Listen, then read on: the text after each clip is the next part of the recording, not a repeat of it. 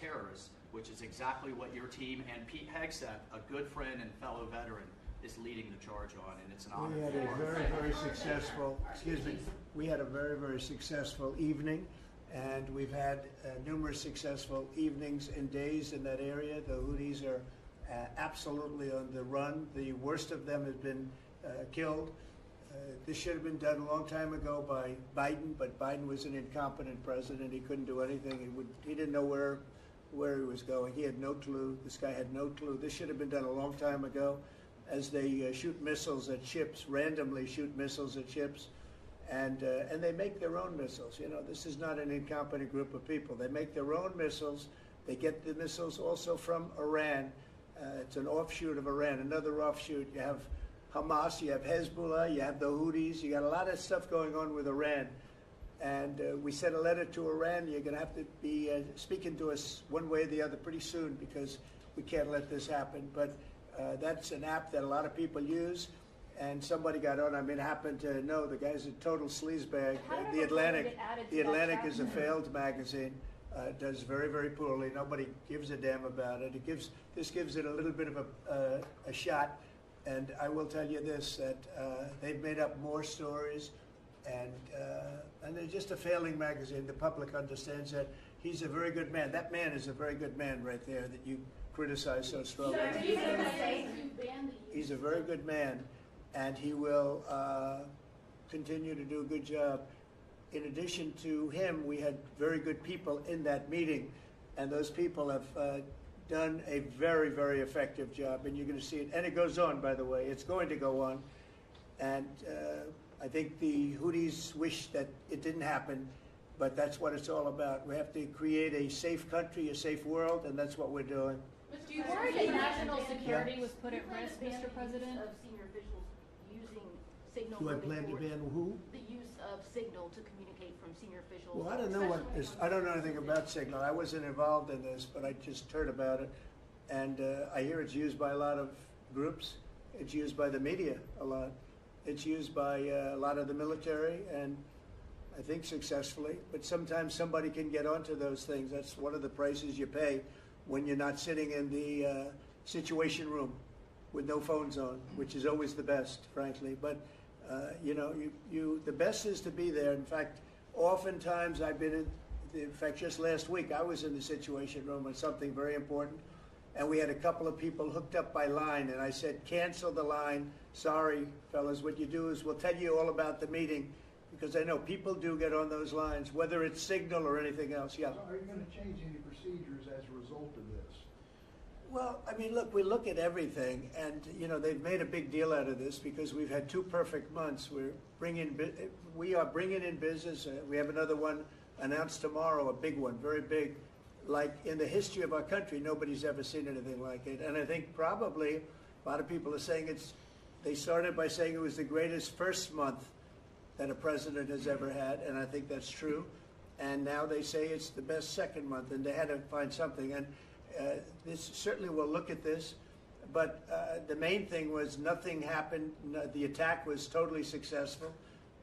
It was, I guess, from what I understand, took place during, and it wasn't classified information. So this was not classified. Now, if it's classified information, it's probably a little bit different. But I always say you have to learn from every experience. I think it was very unfair the way they attacked Michael. He's a good person. The person that was on just happens to be a sleazebag, so maybe that's just coincidence. I don't know. But you are going to conduct would an it be investigation, a problem if Mr. the President? Atlantic released all the text messages if they're not classified? Well, I don't know. I'd have to ask the military about that, because you know maybe you wouldn't want that. I don't know. I will say this: that from what I heard, the man that we're talking about, who's not somebody that I don't think most people have ever heard of, he left. He found it very boring, and he left early. He got off the line very early, so I can't speak to it other than that. So he's made up a lot of stories, and you know I think he's basically bad for the country. But it's a failing venture, very failing venture. They're very upset, and a thing like this is publicity for them. But I don't think we should allow people that are very good, like that man sitting right at the end of the table, who's done a great job, we shouldn't allow them to be hurt by it. Mr. President, can I follow up on that? Yeah, go ahead. Are you saying you're okay with the continued use of Signal by administration officials? No, that's not what I said. I said we'll look into it, but everybody else seems to be using it. It seems to be the number one used device or app, whatever you want to call it, and we will certainly look. If it was up to me, everybody would be sitting in a room together. The room would have solid lead walls and a lead ceiling and a lead floor, but you know, life doesn't always let you do that. In the meantime, the attack itself that we were talking about and discussing has been an unbelievable success. But you will conduct an investigation, is what you're saying into this. We'll look into it, sure. Who's gonna I lead would that look into it, sure. I want to Is look that into the FBI or anything who's like looking that. at I would ask them. It's not really an FBI thing. It's really something having to do with security. Security, like, will somebody be able to break in? Are people able to break into conversations? And if that's true, we're going to have to find some other form of device. And I think that's something that we may have to do. Some people like Signal very much. Other people probably don't. But we'll look into it. I think, Michael, I've asked you to immediately study that and find out. If people are able to break into a system, now in this case it wasn't that this attack was going on and nobody found out anything. And again, the person that was on, as I understand it, he left very early because he didn't find it very exciting. But I think it's something you should look into. Yes, sir, we are. We have our technical experts looking at it. We have our legal teams looking at it. And of course, we're going to keep everything as secure as possible. No one in your national security team would ever put anyone in danger. And as you've said, and we've repeatedly said, the attack was phenomenal and it's ongoing. But the media wants to talk about everything else except for the hostages you're getting out of the Middle East, Iran on its back foot, sea lanes getting reopened, peace in Europe. As we just saw today with a Black Sea ceasefire, we were just on with Steve Witkoff, myself, our team in Saudi Arabia. They want to talk about all this other stuff except for your amazing successes and the successes of your team. Sir, on the Black Sea. And sometimes you have to move very quickly, and the devices that are very good, but they are very, very cumbersome, and you're not able to use them, and from a practical standpoint. So all we can do is find out the best we have with modern technology. They'll probably get better over the years. Yeah, go ahead. Sir, on the Black Sea, so the Kremlin has said that there are several conditions that would need to be met for this agreement to happen. This includes sanction relief for banks and some companies. Did the U.S. agree to all of those conditions that they laid out? They will be looking at them, and we're thinking about all of them right now. There are about 5 or 6 conditions. We're looking at all of them. Microsoft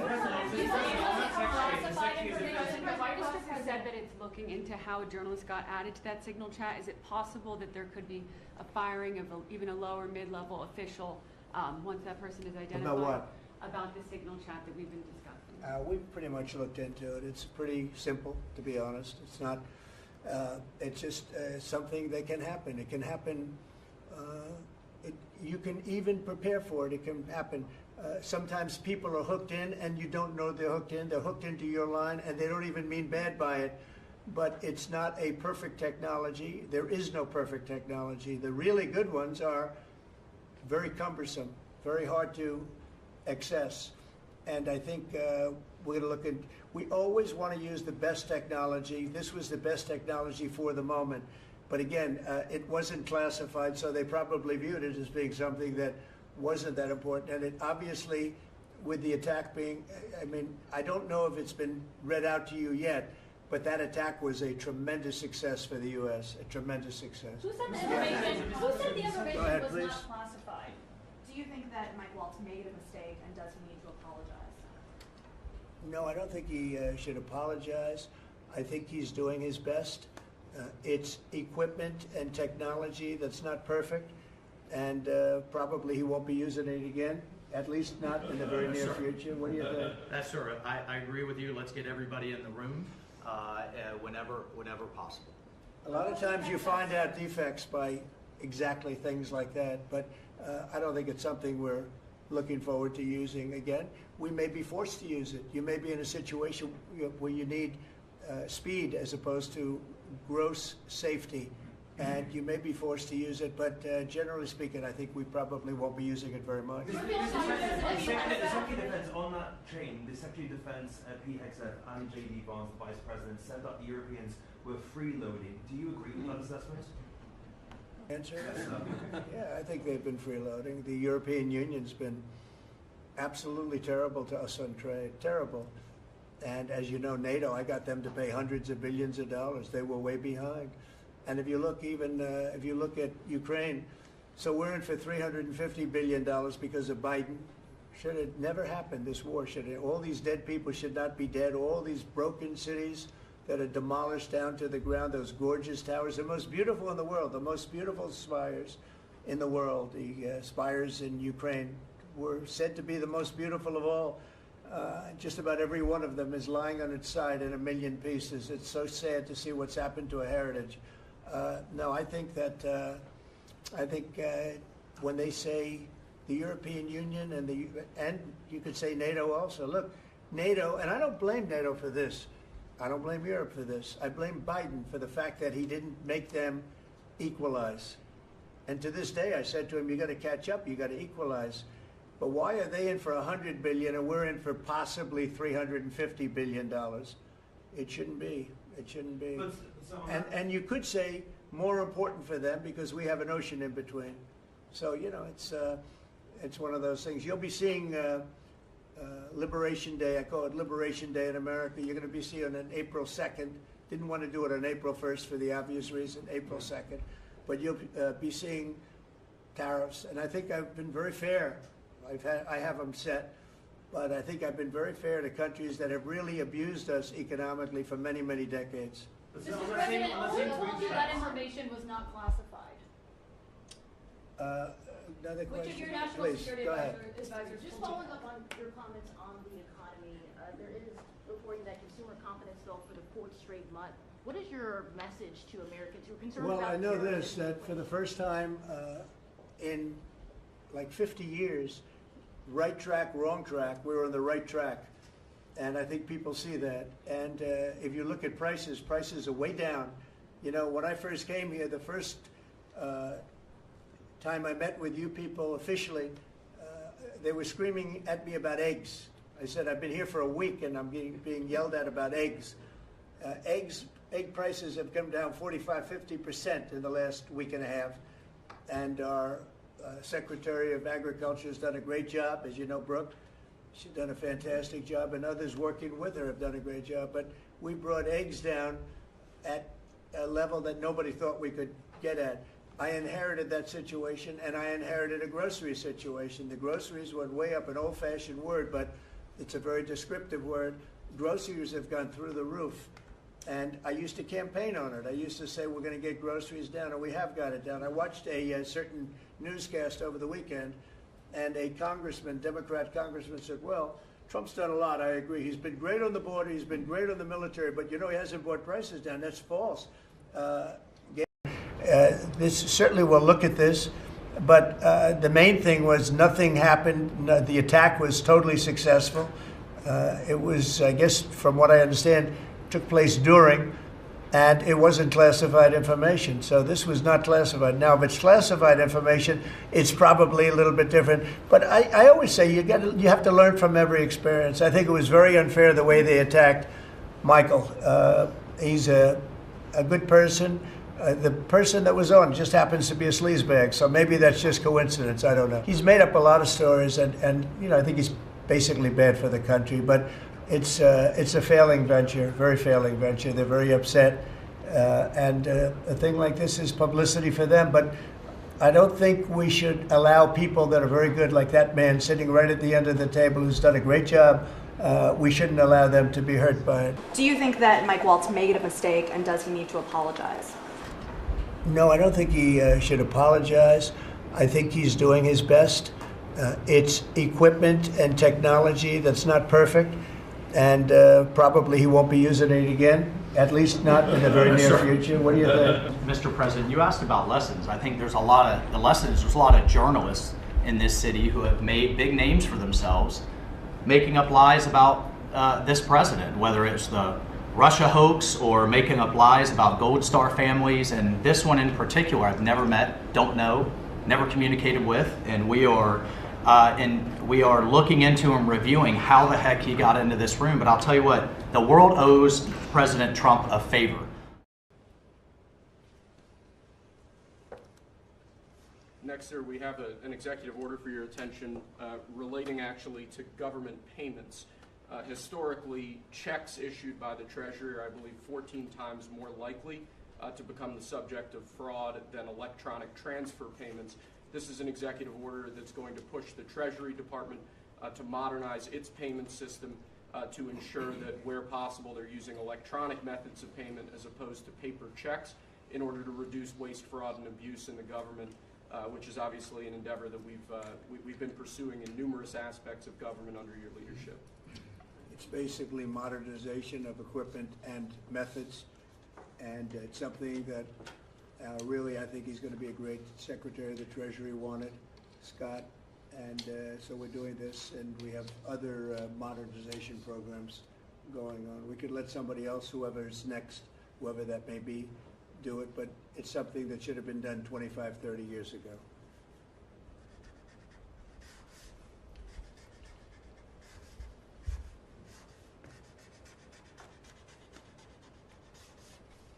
Okay.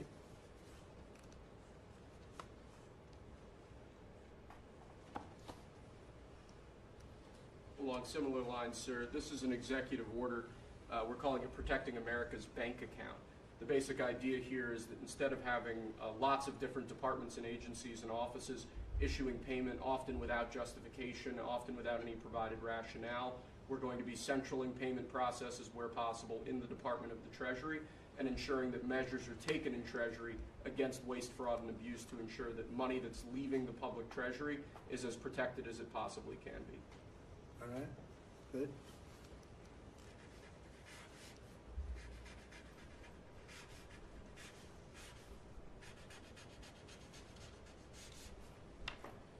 Many of these things should have taken place decades ago or longer. Lastly, sir, we have an executive order for your attention on the very important subject of election integrity. We believe that this executive order is the farthest reaching executive action taken in the history of the Republic to secure our elections. Among numerous other aspects of this executive order, this is going to cut down on illegal immigrants on the voter rolls, ensure that the Department of Homeland Security and the data that they have available is being fully weaponized to ensure that illegal immigrants aren't voting. This will include a citizenship question on the federal voting form for the first time. This executive order instructs the EAC to cut federal funding to states that don't take reasonable steps to secure their election. This calls on the Department of Justice to vigorously prosecute election crimes, particularly in states that we don't believe are in compliance with federal law around election integrity. I could go on and on for a while, sir, but the compliance with National Election Day rules, cracking down and investigating and prosecuting foreign interference in our elections, revoking President Biden's Executive Order 14019, which essentially weaponized government to corrupt and pollute our election process. There's a lot in here, but we believe that these are very important steps that we need to be taking as an administration at your direction to ensure that our elections are as secure as they possibly can be. Okay, you all understand that? Yes. Election fraud, you've heard the term. Will end it, hopefully. At least this will go a long way toward ending it. There are other steps that we will be taking in the coming weeks, and we think we'll be able to end up getting fair elections. Perhaps some people think I shouldn't be complaining because we won in a landslide, but we got to straighten out our election. This country is so sick because of the election, the fake elections and the bad elections, and we're going to straighten it out one way or the other.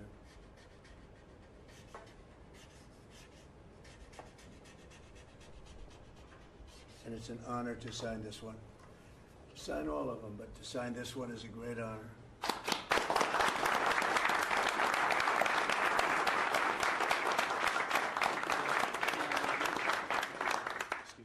very much. Sorry, sir.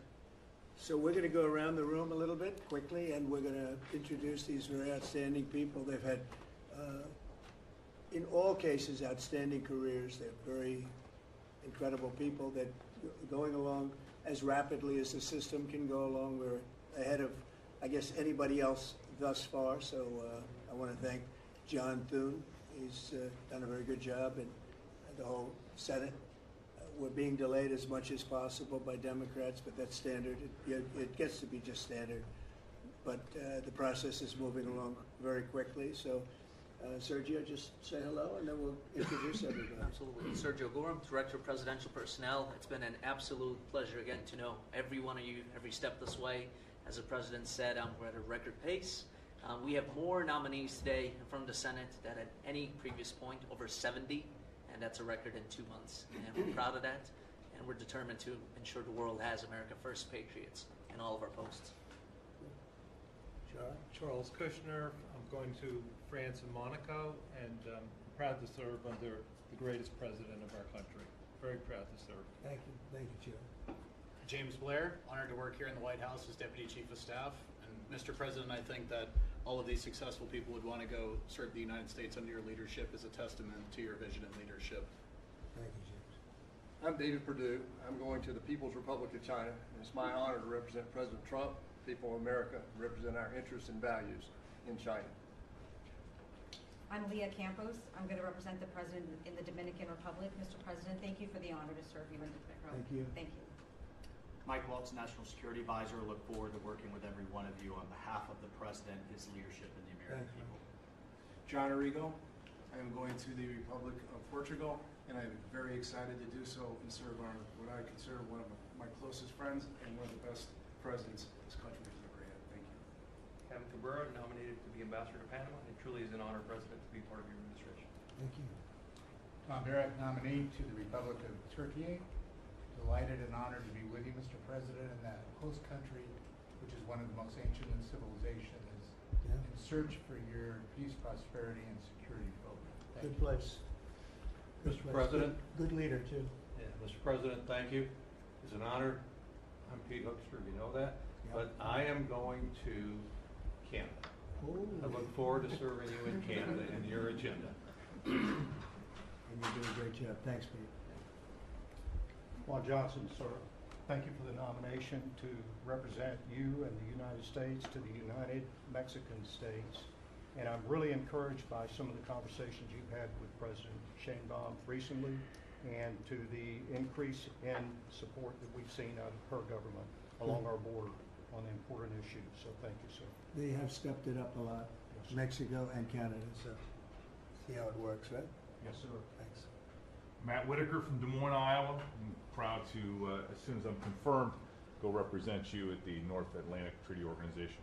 Okay, thank you, man. George Glass, on my way to Japan.